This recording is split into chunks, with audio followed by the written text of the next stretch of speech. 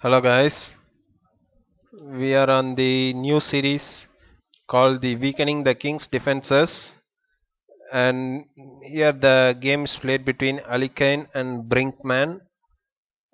It's a Ruy Lopez game, Steinitz variation, and let's see.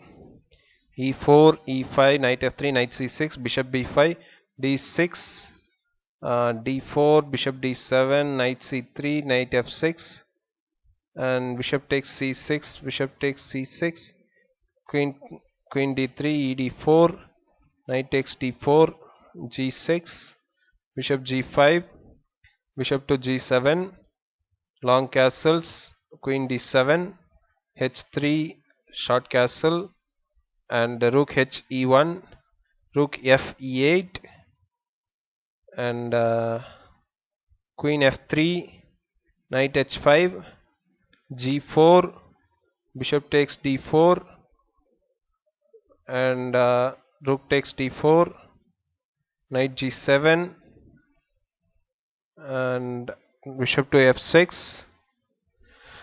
According to theory, white has a definite and considerable superiority. What does this superiority consist of? Has white a mating attack? That the answer is that white has latent threats which reduce black to strictly defensive play and which eventually will force him to give way in some other important direction. Suppose for instance white was to move and he could play queen to h6, threatening instant mate, then matters would quickly come to a head after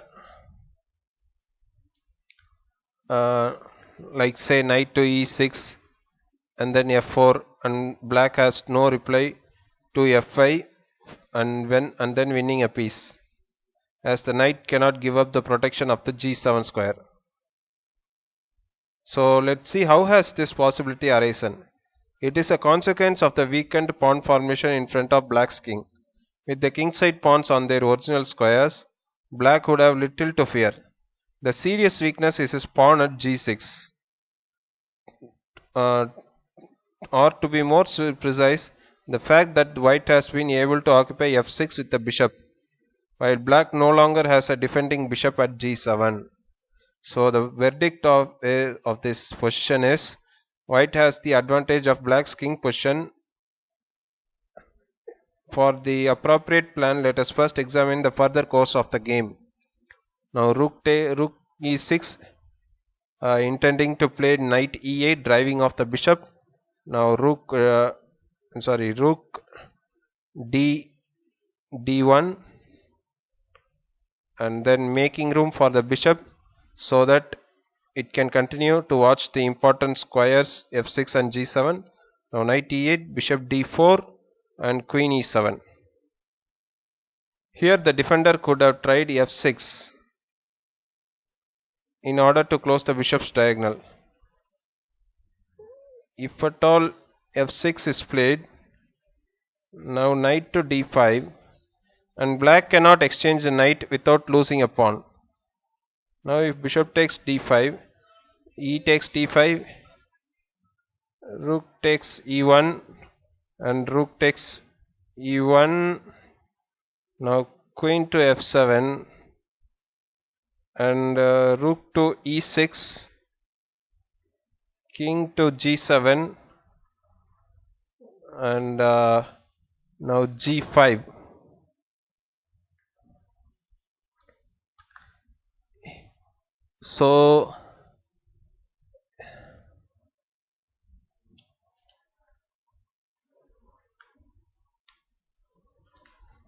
So here instead of taking the knight, he must play queen to f7, but black is tied to the defense of his f pawn. His knight merely gets in the way and his bishop is ineffective. In fact, the additional weakness at f6 hamstrings the whole of his forces. So f6 move is not the answer to this position.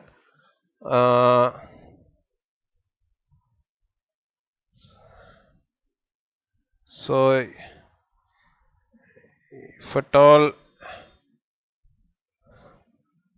Uh, After f6, white can also improve his play by playing h5 or queen to g3 or even f5, f4, f5. So here now after bishop to d4, black plays queen e7.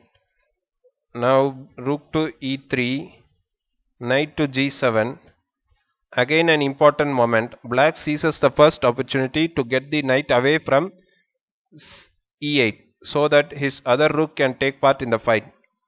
The line selected by black must be considered with care as the g7 knight has no square available except e8, and so he has to reckon with possibility of a direct attack on his king position. Now queen to f4, threatening queen h6. Now black plays queen h4, but here the correct move to counter queen f4 is g5. This move would create an irreparable weakness which would enable white to open new lines of attack. Now after queen g3, and there will be f4 will follow. So after queen h4, rook d e1 and rook a e8. So this is the position that black had in mind when he played the move queen e7 on his 18th move.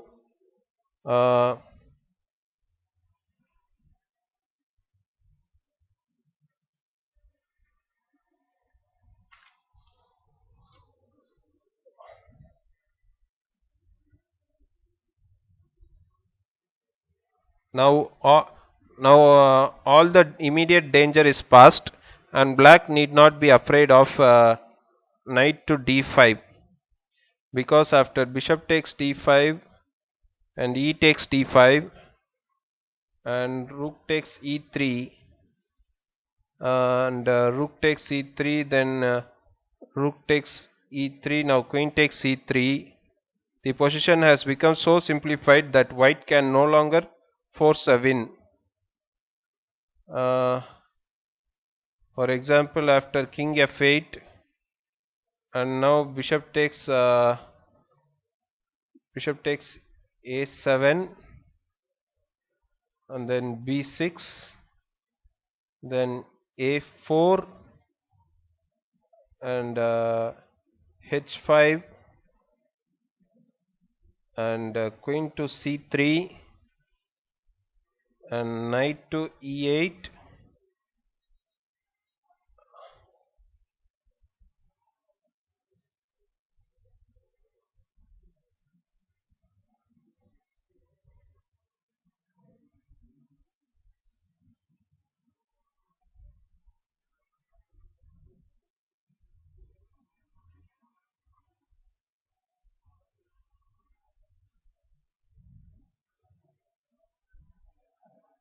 Here even this move, after queen to c3 double attack, there is queen f6.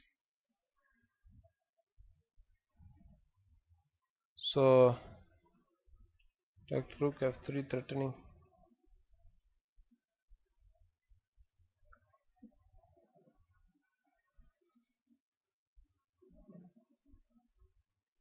Rook A. It remains to point out that a direct attack by rook f3 threatening both queen takes f7 and bishop f6 leads to nothing. After f5, bishop takes g7, king takes g7, gf5,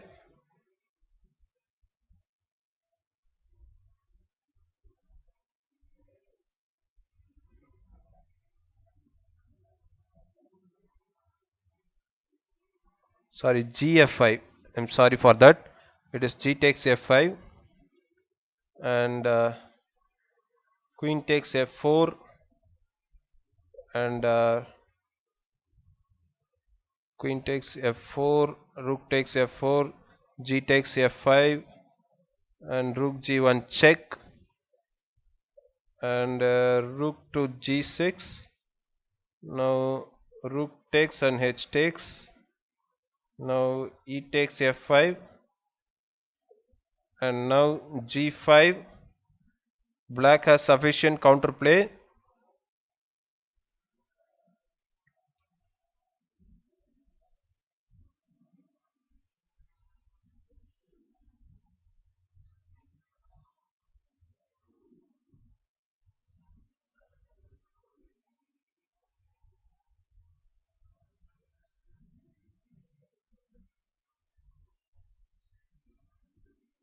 So as you can see, rook, this was the position in black's mind. Here not only white's main threats have been parried, but black has besides some compensation in the pressure on white's e pawn. But black's troubles are not yet at an end, because his king position is still weakened and the bishop maintains unpleasant pressure on g7, which causes such an important piece as black's queen to remain misplaced. Furthermore, although all black pieces are in action, they are limited in their movements.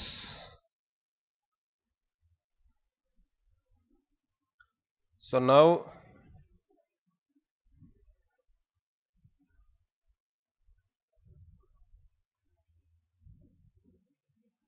now it is we can sum up that black's position is cramped. So now b3 by white. Procedure typical of this kind of position. Black can do nothing worthwhile, and so white proceeds to improve the position of his pawns and of his king. Now a5, a4, b6. Now king b2, rook 8 e7, played to vacate the e8 square for his knight. Now queen to h2, striking out in a new direction and preparing f4. Now knight to e8, and this is a serious mistake. This new interference with the mobility of the black rooks give white the chance to decide the game quickly.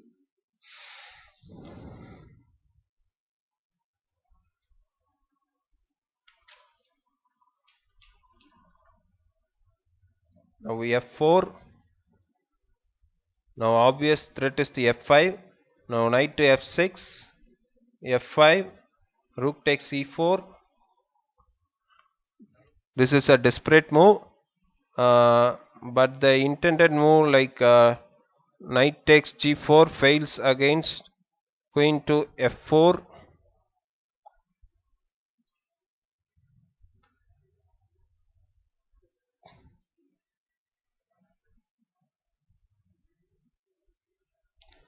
All this, then there is this, the knight will be pinned.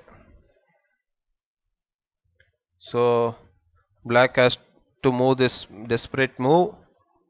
Now knight takes e4, and then knight takes e4, queen f4, g5, queen f1, d5.